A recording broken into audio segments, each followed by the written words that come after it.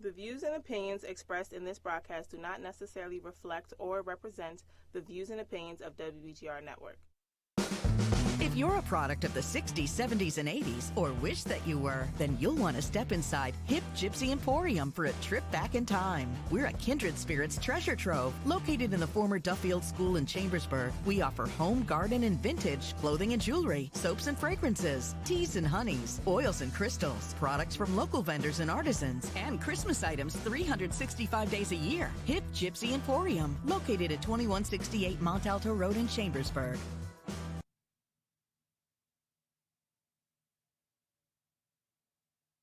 Hi, and welcome to the second show of Connecting to Spirit with Stacy. My name is Stacy Niedenthal. I am a psychic medium. I am a spiritual healer. I am a child of God, and I'm a shaman. So we started talking last week about who I was and how I came into being a medium. And most people know me as a medium and channeling spirit. So we're going to cover different subjects throughout the series of Connecting the Spirit with Stacy.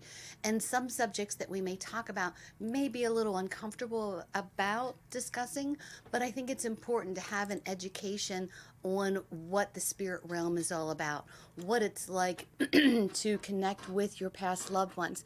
So things that we're going to be talking about, of course, are mediumship and signs and energy. We're going to have call-in shows. And of course, today, if you have a question or would like to join us, you can give us a call. The number is here behind me.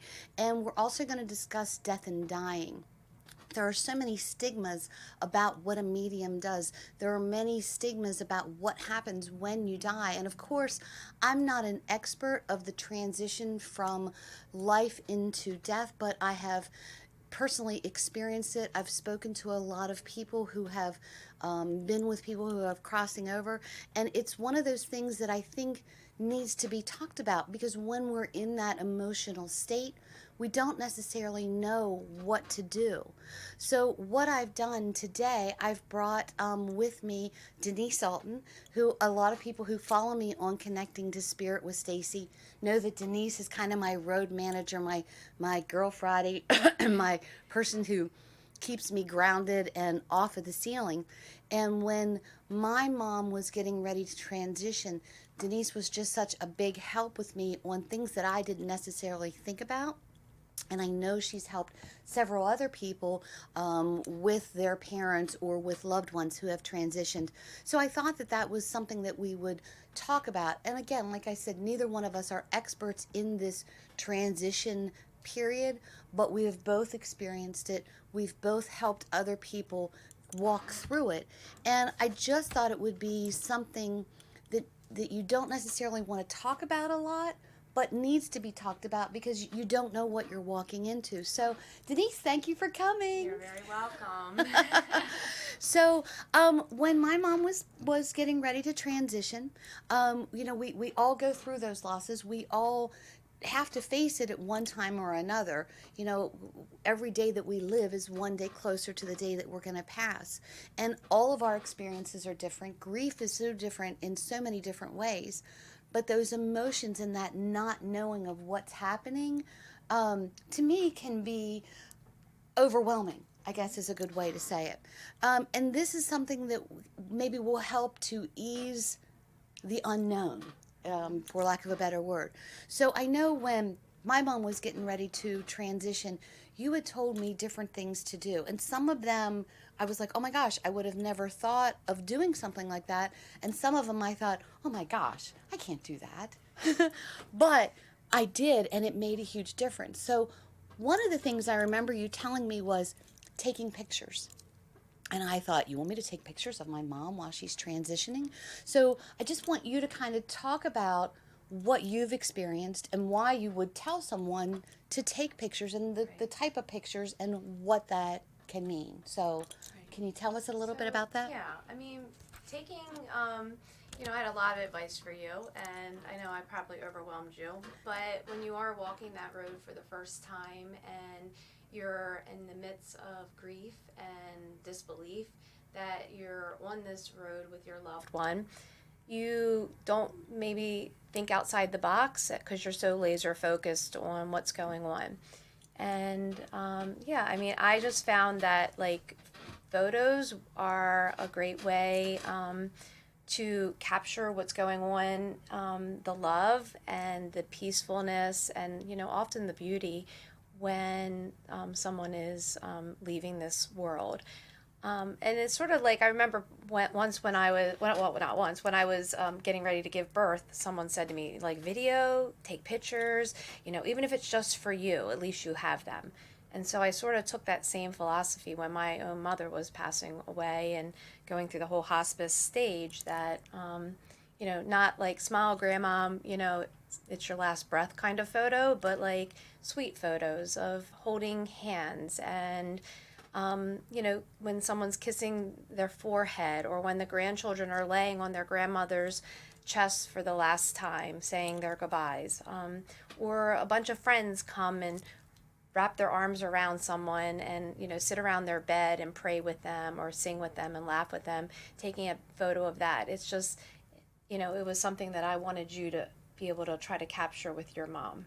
Yeah, and it seemed odd to me at the time, but now that she has transitioned into the other world, when I see the picture of like me holding her hand, or when my sister and my father were in the room with her and I had pictures, when she was transitioning into her new life, basically. So it's just like you were saying, when you were getting ready to give birth, like, oh my gosh, why would I want to take pictures? But it's such a beautiful moment, and those are things that can be cherished in later times. So and it shows the emotions and the love that's there. So we were talking about also when visitors would come in to see my mom, like, wake her up. And I thought, it's the last thing to me, like, she's sleeping, she's resting, we need to leave her alone. But I thought to myself, oh my gosh, this may be the last time this person is going to get to speak to them. I'm going to wake her up. And I would nudge her and say, Mom, so-and-so's here. And she would smile and she would be happy that we had done that. Mm-hmm. So, it made perfect sense, right, to me to wake them up. To engage them. Yes. And, I remember somebody once early on telling me, you're only going to have them for this short amount of window. Take advantage of it. Talk to them. And, I'm sure my mother's probably looking down thinking, you were a real pain in my rear end. However, I know that I kept, I sort of, let the ball be in her court. And one thing that I know we talked about was, if your mom wants to talk about her death, talk about it. Yeah, that was the one that I was like, what? Right. And it's just so important, like, to let, if they're up to talking, and if they are able and they want to talk about what are your last wishes, what do you want to eat, what are your favorite things, the ocean, the mountains, hiking, biking, whatever their favorite activity was, like, do you want to try to do it again? And if you can't, let's recreate it. And we talked about, like, if somebody loves, Walt Disney World and they just can't get there, put on, YouTube video, or play some Disney music, or do something, get a crown and put a crown on them, and, try to make, the memories that you're going to definitely hold on to. Right. Well, and the thing about talking to them, like when you had told me if she wants to talk about dying, my instant response would have been, if Mom would say, I'm dying, I would have probably leaned over and said, no, Mom, let's not talk about that right now. Let's not worry about that right now. But then I realized through speaking with you that she was going on this journey. And if she were going on a trip, she would want to talk to me about how she was preparing for the trip. So it made me realize that if she wanted to talk about what her transition was going to be, then I needed to put my denial, I guess, behind me and allow her to talk about it. And some of the things that we spoke about, because I feel like she was uncertain of what was going to happen, and she just needed someone to talk about. Or talk to about it. And I remember my one friend this just popped into my head when her mom was transitioning and getting ready to like take her last breath. She said to her mom, "What do you see?" And her mom was like, "I see Jesus. I see the angels." And it gives me chills just thinking about that. But talking to them, engaging with them can be a blessing for both you as well as your loved one. But when you told me that, I thought, I got to talk to my mother about her dying. Like, how do you do that? It's awkward. I mean, yeah, it's very, very awkward, and it's scary. And we're so focused on trying to make it, an okay experience for them.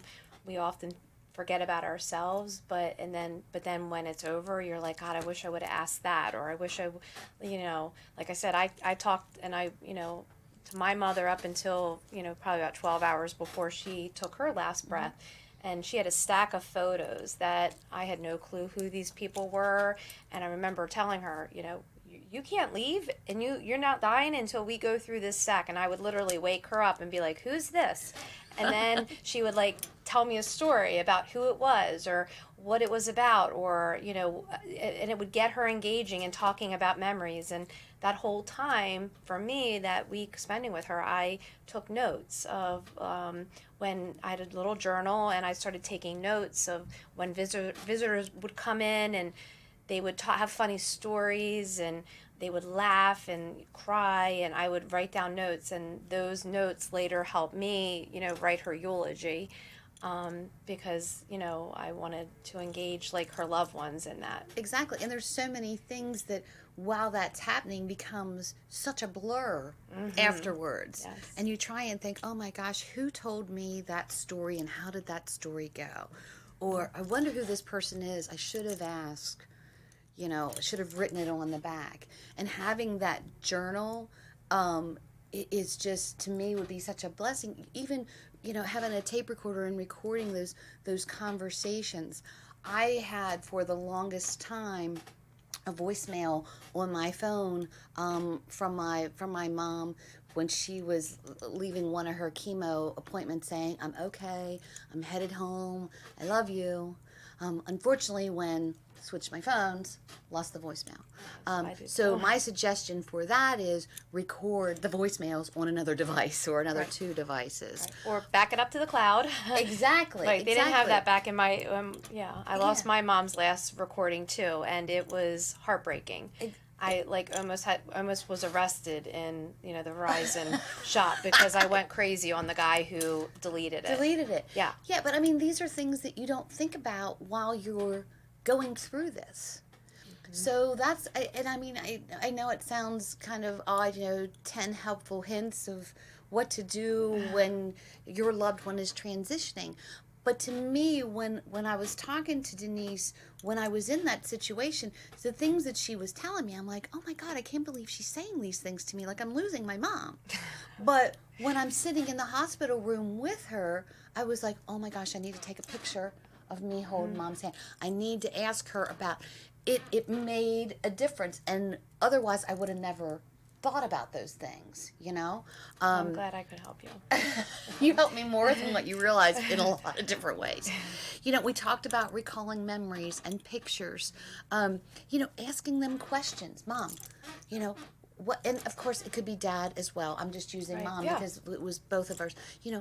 What was your favorite place that you ever visited? What's your favorite memory? Yep. I never knew my mom's favorite. I always thought Christmas and Halloween were my mom's favorite holiday, but it was actually 4th of July. I was like, what? 4th of July? And she started just telling me about her childhood memories of 4th of July, going to her aunt's farm and being with family. And I never knew that. I also always thought a gardenia was her favorite flower because that's what she went crazy over until on her deathbed, she's like, no, I love yellow roses. Your father never got me yellow roses. And I was like, oh, a yellow rose. Now's the time to tell. Yes, that's correct. Instead of, and to talk about these things, it's such a blessing to be able to have those last moments to talk about them. We already talked about talking about their passing, but even their favorite music, having music playing in the background. I've had several people that tell me, oh, my loved one was surrounded by all of her family, and it was Christmas time, and we were singing Christmas carols. When Mom was in the hospital, before they got her in her room, because she was in the ER, it took a long time, and she seemed like she was getting fidgety. Right. And I said to her, what do you want to listen to? I can pull up Pandora and play music. And she said, I want to listen to Elvis. And I'm like, Elvis? Right. Oh, yeah. And Mom always liked that older music, but Elvis, I Right. figured she would say Frank Sinatra, Dean Martin, Pointer Sisters, but Elvis. So we put Elvis on and played Elvis. Well, and YouTube is great nowadays. I mean, now we have no excuse for not being able to provide music, or even like last year when I was helping my, friend's father pass, and he loved MASH. I mean, that TV show, he could watch the same episode over and over and over again, and it never failed. Even I don't know if he didn't say it that last visit we went to, but he loved MASH. Wasn't there like grape soda or something? Orange soda. Orange soda. Yes, orange soda. And when you got that orange soda out for him, he had the biggest smile. Yep, the little things. The little things. And I remember you telling me also about this gentleman, like his favorite, he wanted cream of crab soup or something like that. Yep. But he wasn't able to really eat that. So because you couldn't have chunks. Yeah, no chunks. Me being the person I am, if they would have said, "Oh, you can't have that. What else do you want?" But what did you do? I pureed it. I put it in a food processor, so it was just pureed crab meat, and he was able to enjoy it. So thank God it wasn't a hamburger, but he enjoyed his his cream of crab soup. Mm-hmm. So. It's about finding those things that your loved one likes to eat or do or see. Like, I told you, I took my mom wanted to go to the movies. Thankfully, we could get her to the movies. Right. She wanted to go to her favorite restaurant and have, a meal. It's all those little things to think about. Right.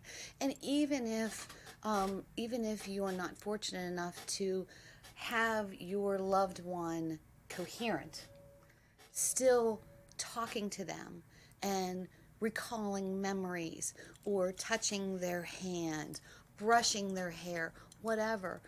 I've had so many people in spirit come to me afterwards and say, I so remember you putting this lotion on my hands, because it just that warmth and just that touching, because unfortunately sometimes they're still very much aware of what's going on. They just can't vocalize it.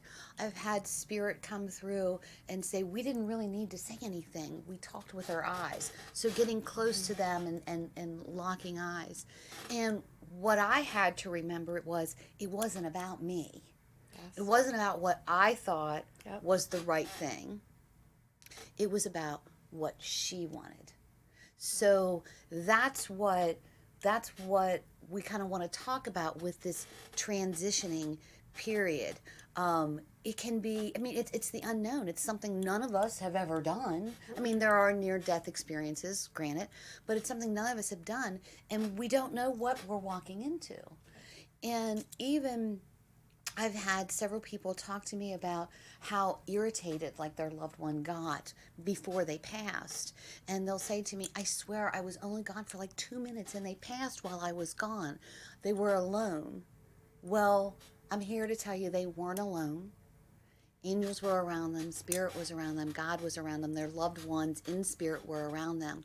But sometimes the human body, when it's getting ready to transition, they're seeing their loved ones and they know that they need to go and be with their loved ones, but their loved one, their daughter, their son, their husband, their wife is sitting beside them holding their hand. Yep. And there's still that connection to this realm. So if you feel like your loved one is getting agitated, and it doesn't mean, don't hold their hand, but maybe just put your hand on their arm. Because if you're holding their hand, you're like, they don't want me to go. And even if we don't want them to go, sometimes we need to say to them, I'm going to be okay. Yes. You need to go now. What are, and just talk to them about that. And that eases their comfort. I've had spirit come through and say, I couldn't leave while you were there. I just couldn't leave you. So when you left the room for albeit 2 minutes or whatever, that was when my spirit was at ease to rise to the realm that it needed to. And don't feel any regret or any guilt, or try not to, that you weren't there with them. Their death, their passing, their transition happened the way it was supposed to happen. Correct? Yep. So any other little tidbits that you can think about? We talked about, the pictures. We talked about discussing them crossing over into the next realm, waking them when visitors came in, talking about playing music, what their favorite food was, what their favorite memories were, asking them, to just talk to you about different things. And then, of course, if there's something that you feel that you have to say. Yep. If you have any regrets. Whether they're coherent or not, they hear you. They hear you. They hear you. Yep. And they don't necessarily even have to be regrets. It's like, what are the final things that you want to say to your loved one who's passing? One of my friends, when she was passing, she worked at the hospital. So her name wasn't on the roster or whatever you want to call it. And I didn't know where she was. And I got a hold of her daughter and I said, I heard that she's in the hospital, but it's not showing what hospital she's in. And she said, well, Mom doesn't want anybody to know that she's here. And this is someone I had been friends with since 4th grade. But her daughter said, when she wakes up, I'll tell her and see if she wants you to come and visit. So my husband and I were out to dinner that night, and I got a call from her daughter, and she said, Mom wants to come and see you, or wants you to come and see her. So, we left. My husband waited in the car. I went up to see her, and she was asleep. So I spoke to her daughter for a little while, and I thought, you know what? I'm waking her up. And that was even before you had, well, no, that would have been after, because she passed. She actually helped me with going through the emotions of Mom passing. And I remember I walked over and I touched her, and she opened her eyes and she was like, I was sleeping. I said, I was summoned here. I was told it was okay to come. You're going to talk to me. And she just kind of smiled and she said, I love you. And I was able to hug her. But had I just left her sleep, I would have missed that moment. Did I aggravate her for a minute when I woke her up? Probably. But when I kind of came back with a joke, look, you called me. Right. I'm here. Wake up. Right. It was, I remember how she smiled at me, and I remember the things that she said to me, and that made it very special. And that's where, hospice is not just about who is leaving this world, it's about who's staying. And I've said it, and that's probably why I have such a passion for it, is that there are so many blessings that, not only we can give to those who are leaving, but to the ones who are staying, including ourselves. And like you said, if you had not woken her up, you would have never heard her say, I love you again. Right. And you would have never, if I would not have given Mr. Bernie his last orange soda, I would have you and I both would have never seen him light up. Yeah, and oh my gosh, Right. and he did. Yeah, and I think so you weren't able to drive for some reason. And I'm like, well, let's go. And you're like, real? I'm like, no, let's go. Yeah. And I was able to take pictures Yep. of Denise with him. Thank you for that. And give those to her. But it was that not missing that moment. But remember, too, if you do miss that moment, you weren't meant to have that moment. Well, Yeah, and they did not die alone. I mean, know. we know that just from all the readings that they talk about loved ones and family members who were there to greet them, or, if it was a tragic accident and, that their, uncle pulled them out of the car, Right. how often do we hear that? And family sits there and they're like, oh God, how did you know that my brother was passed? Or, Right. so it's good to know that, we're here on this earth, but on the other side, there's a whole other greeting team there for them. Absolutely. And I can't remember who this was that was in a car accident.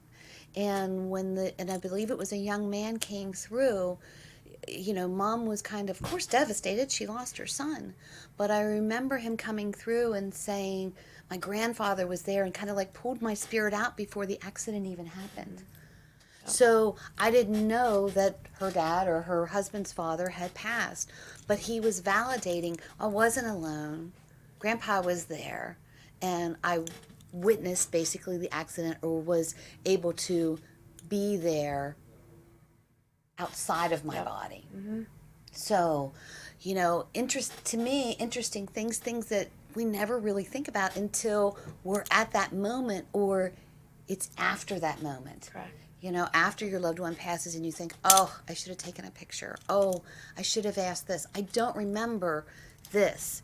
And it's trying to remember those things that we think of after, because our emotions are like in a cluster, when that's going on, because we're thinking about what we're losing.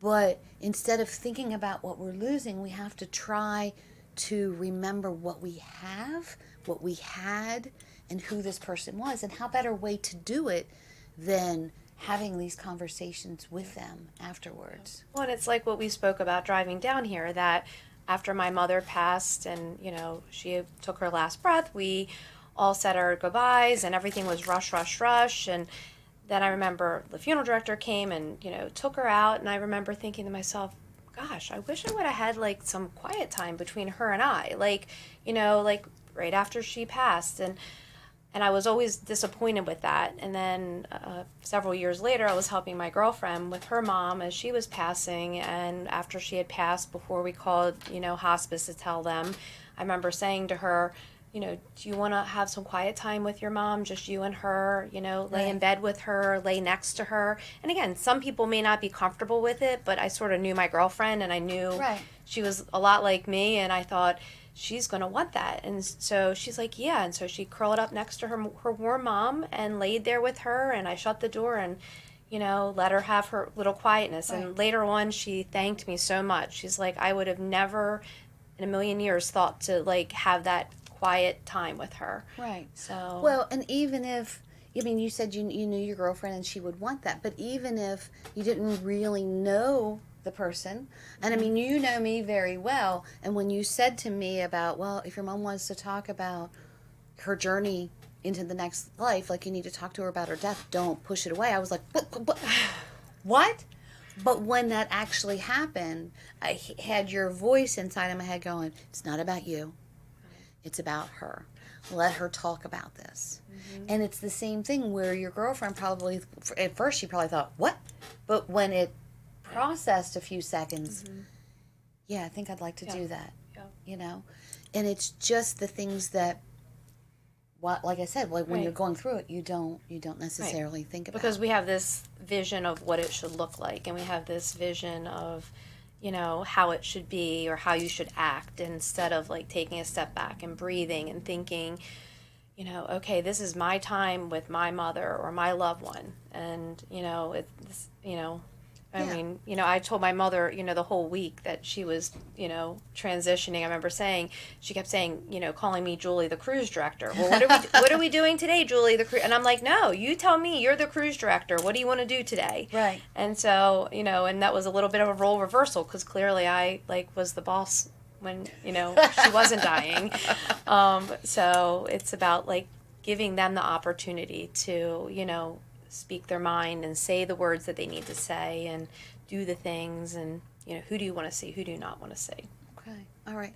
Well, I think now is a good time to maybe take a quick break, and again, there's the call-in number if you want to call in, or we have a lot of people watching. Oh, we have but no questions. No questions. I said ask questions or you can call in. So there's the number. Who else watching? We'll acknowledge Michelle them. Crum. Hi, Michelle. Darlene is watching. Carrie's watching. Gina. Monique Matlock from California. Oh, from California. Hi, Lois.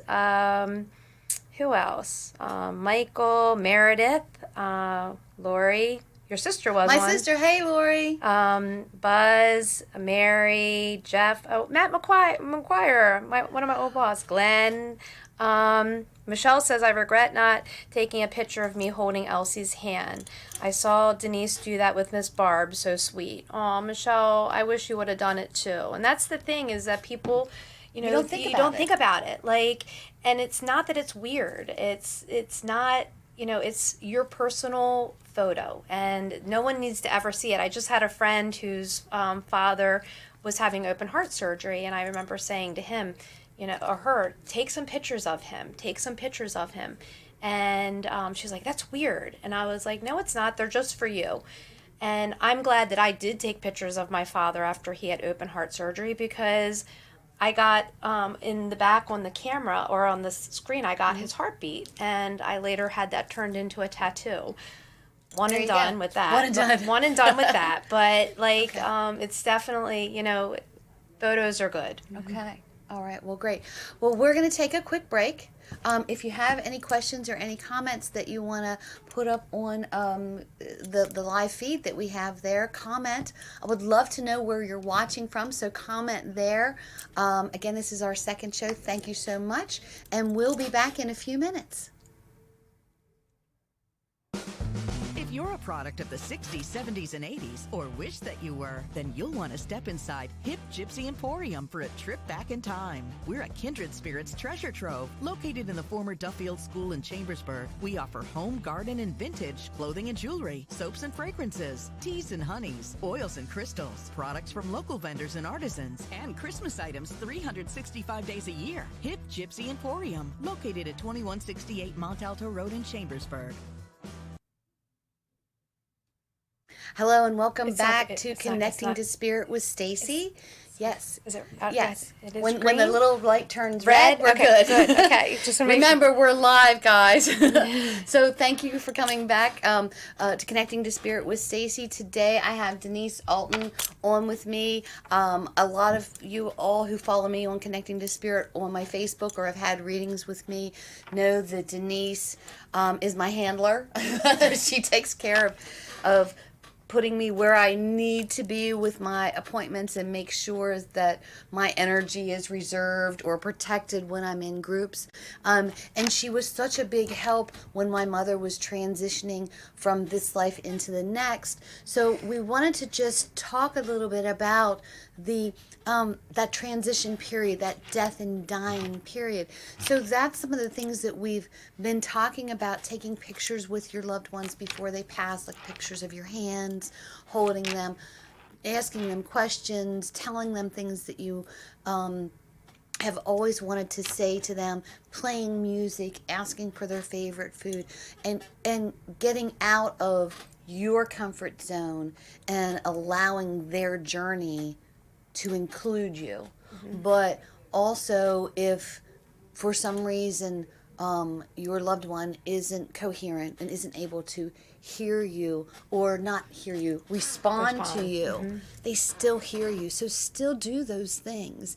And it can be an uncomfortable thing, but what a blessing it is afterwards.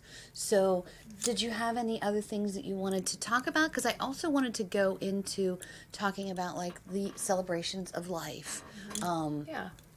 But was there anything else? And we can always come back to that. Come back, but... So when you talk about the celebration of life, to me it was always kind of strange that it went from going from being called a funeral to a celebration of life. I was like, what? It just, it was, you know, I guess that's the old school in me. But I went to a funeral for a gentleman who was in our church. And he was a missionary, and he and his wife, I can't remember where they were missionaries at, but he had this unbelievable sense of humor. And he had gone through, I think it's malaria, like 12 or 13 times in all the years that he had been a missionary.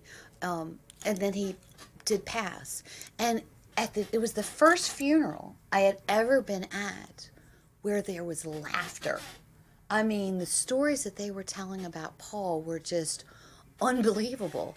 And we were laughing, and you were laughing and crying at the same time because you were remembering the legacy and the people that this man touched and the silly things that he did.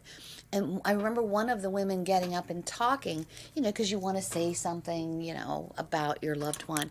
And she said, Paul taught me a lot of things throughout my life, but I got to tell you, his final lesson for me was that you can laugh at a funeral. And that just kind of stuck with me. And I thought, this is not a funeral. This is a celebration of his life.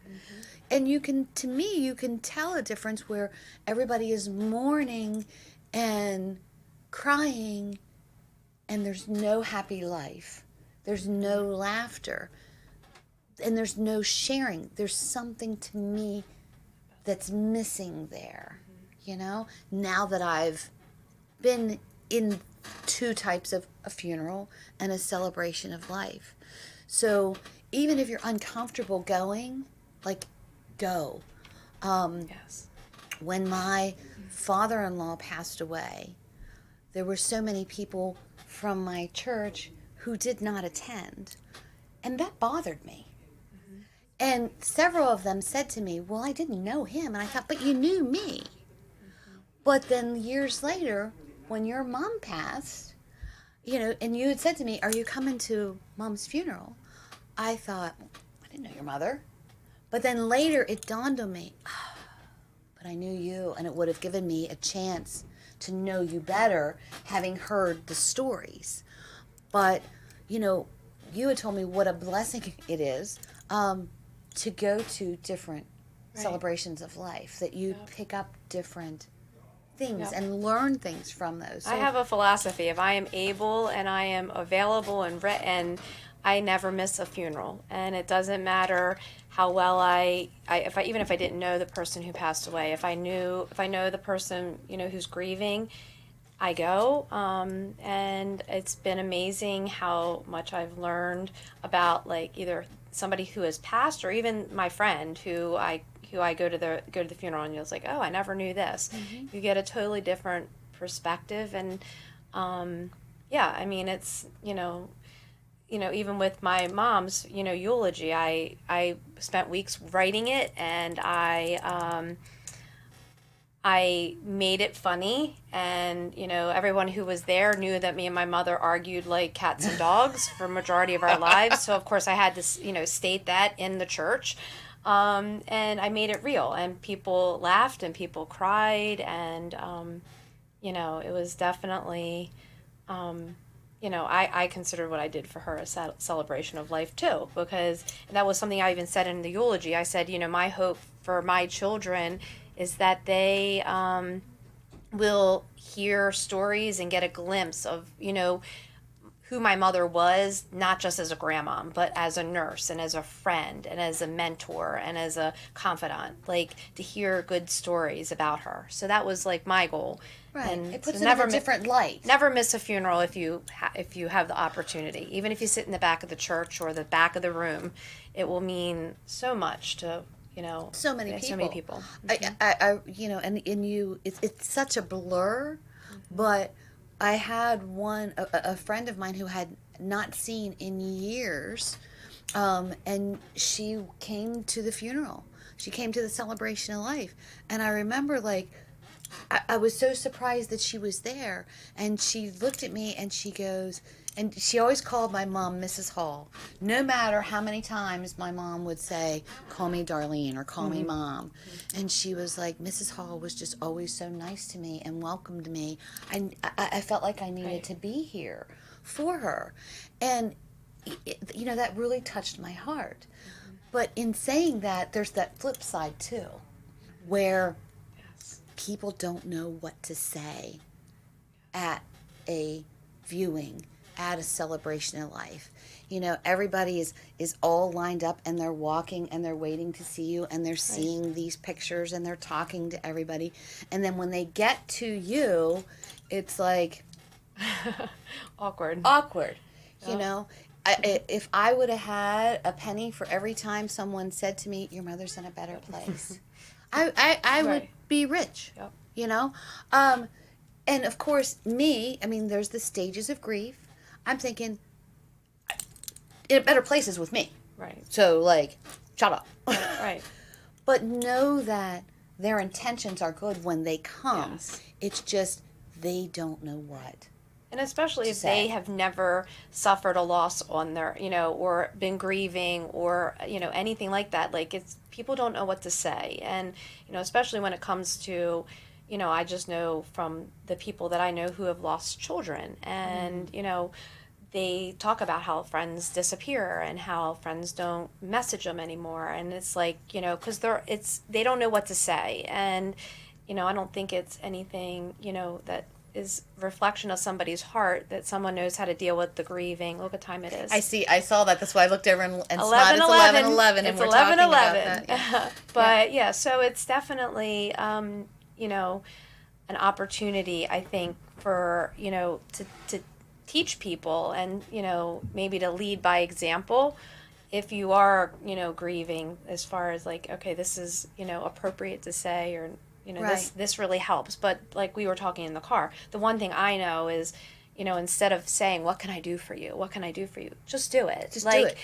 I'm not one to send flowers to a funeral home, but I'll be somebody who will drop flowers off it, leave them on your front doorstep afterwards, a week later, when the grieving really starts. Yeah, to me, it started after. Mm-hmm.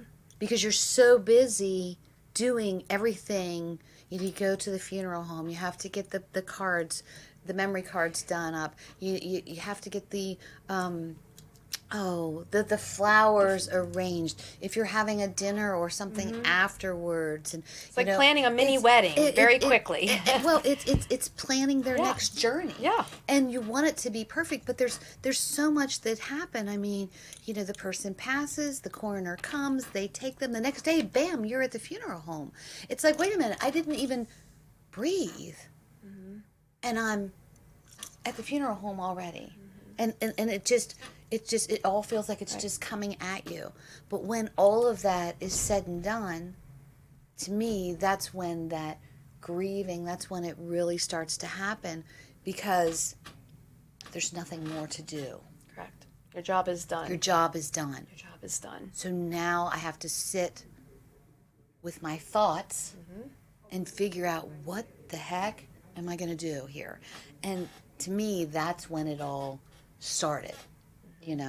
That's when I was like, And I mean, I remember the very first time something happened and I reached for my phone to like call my mom, and I'm like, can't do it. But instead, I just had a conversation with her, hold the phone there, have the conversation. And that goes back to hearing. I mean, going back to even the death and the dying process, they say hearing is the last to go. We know that because, I mean, how many times have we heard that right. They still hear? I mean, we know that spirit hears us even right now. Like, it doesn't matter if they've been gone a year or 10 years or 20 years. When they're here and they're present, they hear us. And right. So hearing is the last to go. So you're right. You sit there and you start talking to them. You start talking to them. You just start talking to them, and you let those emotions come and go as much as they need to. When we were talking before about things to say to your loved one, whether they hear you or can talk to you or not. I mean, I asked my mom, you need to send me signs. And somebody just mentioned that they haven't seen signs from their loved ones, so we're about to talk about that. And on next week's show, I think next week's show is going to be more talking about the signs. Mm-hmm. But I mean, I asked my mom, you need to send me signs, and she did. Or, when you remember when you and we had some time in between appointments, and it was a warm, sunny day. And Denise has this beautiful pool in her backyard. And in all the years I've done this, I've gotten into your pool once because she keeps me so busy. Once. So we're floating around in the pool in these big chair things, lounge chairs, just acting like we were Liz Taylor eating bonbons. And Denise says to me, "Oh, I know." And anybody that knows Denise, that's exactly what she did. "Oh, I know." Let's ask Spirit to show us a heart in the clouds. Because I think I was questioning whether or not, my angels and guides were around me. And so what did I do? So that's what we did. We asked for I want to see a heart in the sky. A heart in the sky. And we're floating around on these things, and we're talking, and all of a sudden Denise is like, oh, and she grabbed her camera. She goes, look, there's a heart. So it's that asking spirit, sorry, I'm spitting, asking spirit to show you a sign, and then being patient and being open to receiving the sign.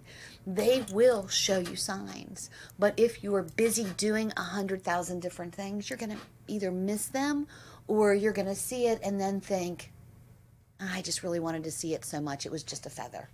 But it's that seeing the feather and instantly thinking of someone or things like that. So, different signs that we've asked for. The other thing I wanted to talk about that we forgot about, you had a friend of yours, this chair is really squeaky.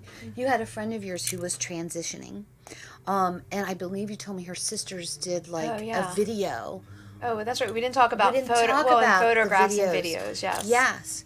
And when they videoed it and they played it back, what happened? So, a little background, a friend of mine's cousin was passing away. She was very young, and an adult, but very young. And her sister, she knew that the hours were coming, and so for whatever reason, she turned on her video recorder and videoed what she thought was going to be probably like her last moments. And she didn't watch, it ended up being her last moments, and she did not watch it for a few days later, but a few days later when she watched it, she was amazed because all these orbs were literally flying and floating around her sister's bed. And, what a blessing. Like, she was like, my heart is, feels better knowing she wasn't alone and knowing that the angels were near her. And that goes back to photographs, because I tell people when they come into my home, but anytime you feel like, if Stacey, a lot of people ask her is my mother around or is my dad around? But if you feel like they are, someone once gave me the suggestion to go to a mirror or even a window and take a picture. And then, look around and see what you see. Sometimes it's that reflection, yeah. Sometimes you may see things. I have what I call a magic window in my house where we literally have gotten dozens of photos of animal spirits and spirit looking in the window. Mm-hmm. Or even if you feel like energy is around you, back a few months ago when I had lost my dog, and then the day before I was losing my cat, I was down in my living room sleeping on the floor. And with your other dog who was in mourning. Right, with my other dog who was sick. And I literally was hearing energy, and I didn't know what it was. And so I have a camera in my family room, and I hit record on it. And in the video, you can see me going like this. And when I played back the video, you literally could see orbs flying all around me. And I would go like this, and an orb, and of course I couldn't see it with my naked eye. So, we all have these wonderful technology. Use it. You can never say, I don't have my camera with me. Take videos, take pictures, and then go back and look, with your naked eye and see what you see. Yeah, spirit is always around us. Their energy, their love. And energy is very real, even though they don't have their physical body anymore, their energy is still very much with us. Are they with you 24/7? I don't know. I don't think they're with you 24/7. They have things to do. What do they have to do? I don't know, but they have things to do. They're going to, go to the accident and pull someone from it, but they have their things that they need to do, things that they didn't complete on this earth that needs to be completed in spirit. But if you feel their presence or you get a strange feeling, it's like Denise said, just, go to a window, go to a mirror, take a picture, look at the reflection, or if you hear something in a direction, pick your phone up, take a picture, and then, look at it closely and see if you see anything, whether it's an orb, whether it's a face. Don't be freaked out if it's a face. Right. It's okay. Right. It really is okay. But these are those things that when you're looking for signs, signs may not come. But when you ask for a sign and you quiet the mind and you feel presence or you feel that's when they're there. And then when you see them, I always thank them. Yes. Like I always will thank them because, Thank 'em if you know it's from your mother or you feel like it is from your dad, like thank them. Like, for about a year and a half after my father passed away, there was that damn alarm clock that kept going off. And my husband was, and it was literally in a box of rubbish that came from his workshop. And we couldn't even find like an alarm in there. It had to have been like a man-made, or I don't know. To this day, I still don't know. Yeah, 'cause it but doesn't like do it it anymore. literally went off every single night. And the weird thing about it was my husband kept saying, that's not weird. But what was weird was I would get up and go into my son's room to try to find out where the hell it was coming from. And It would stop. It would stop. And so, or if I laid in my bed, I would listen to it for a good 3 minutes. And it would just keep going and going and going. But if I jumped out of bed and went to go try to find it, it stopped. And Yep. I was, I had that the one night too. I was laying in bed at my house. at your house, and this alarm went off, and I was like, "Oh my goodness!" And I got up, and I wasn't even out of bed, and it stopped, and I'm like, "Okay." So I crawled back in bed, and I got all nice and comfortable. Beep beep beep beep beep, and I pulled the cover back, and it stopped. Yep. And I just kind of laughed, and I'm like, "Oh, That's- Denise, Pop is messing with me." So I put the cover back, and I'm laying there in bed, and I swear to you, No, she's I swear to you, the ceiling fan turned on. And I'm sorry. It's true. I may be a medium. I talk to dead people. She texts It me. freaked me out. She texts me. The ceiling fan The just ceiling came fan on. just came How on. does that happen? And I said, well, you're the medium. You answer that question. And she goes, get in here. So I went in, and I was like, well, it is a little odd that it would go on because And the the remote remote was was- across the room in a drawer. So I took the remote out, and then we yelled at my father. Yeah, I I'm think. like, okay, that's enough. You're freaking me already. out now. That's enough already. Yes. We see that you're here. Thank you Yeah, for the signs. thank you for the we sign. love you, but go to sleep. It's time for Yes, bed. It's time for bed. But your dad was just, and I mean, I didn't know your dad, but he was so much fun and still is so much fun. He hasn't been around in a little while, but he would jump into readings, and the one time he kept jumping in, and we were like, nope, Dennis, you can't talk. Well, I called him Pop too. Right. And he was standing in a corner when we were finished. And he goes, all these beautiful women, I can't believe you won't let me speak.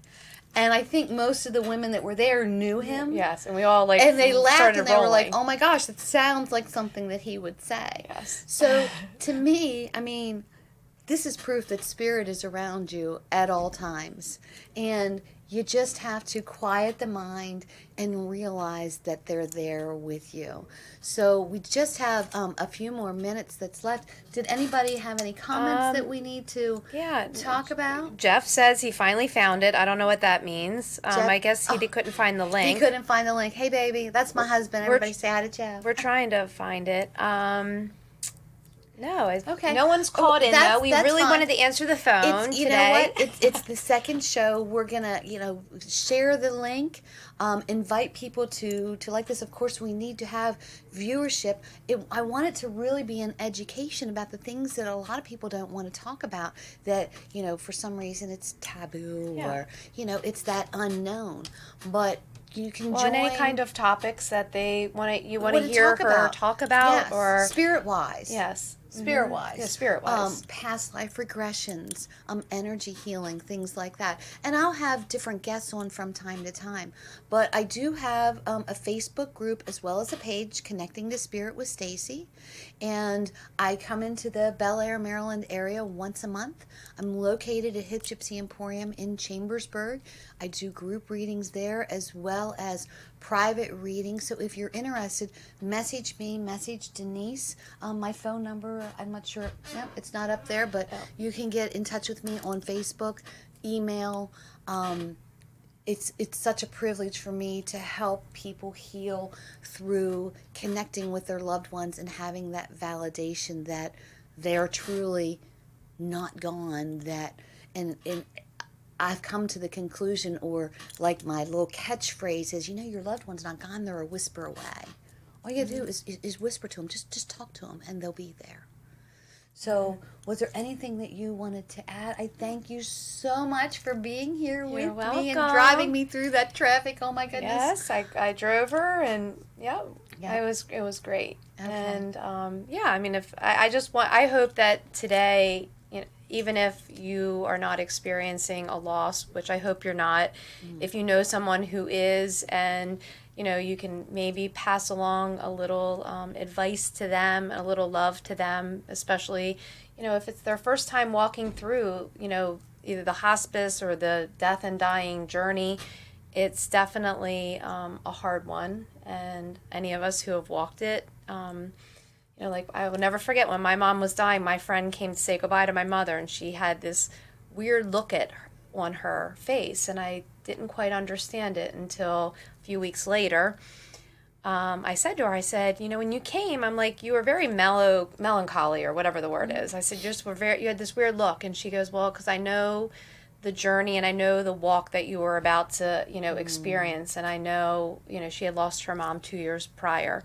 And she's like, my heart broke for you, because I know, what you're about to go through. Right. So, I just hope that if there is something that you learned today from Stacy, that you can pass it on and help someone else, during a dark time.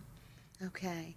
So next week, Tuesday at 10:30, I will be right here again, WBGR Entertainment Network.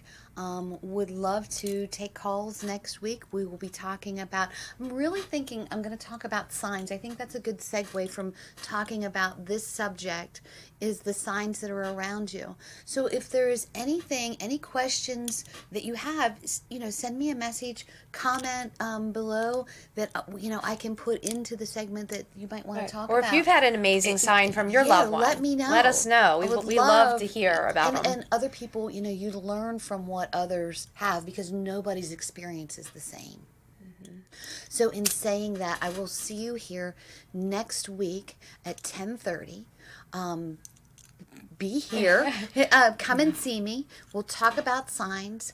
Go to Connecting to Spirit with Stacy on Facebook. We have the group as well as the page. Contact me. Some seats left We tonight. do have seats left tonight at Lunar Bay in a group if you're interested. In Bel Air, up in Bel Air, in Harford County. We have, four seats left. 4 seats? It's either 2 or 4 seats. But we'll figure that out. Just message us. And, in closing, I pray that you are living the life you love. You're loving the life you live. If not, you're the only one that can change it. I will talk to you next week. Have a great week. Bye-bye. If you're a product of the 60s, 70s, and 80s, or wish that you were, then you'll want to step inside Hip Gypsy Emporium for a trip back in time. We're a kindred spirits treasure trove. Located in the former Duffield School in Chambersburg, we offer home, garden, and vintage, clothing and jewelry, soaps and fragrances, teas and honeys, oils and crystals, products from local vendors and artisans, and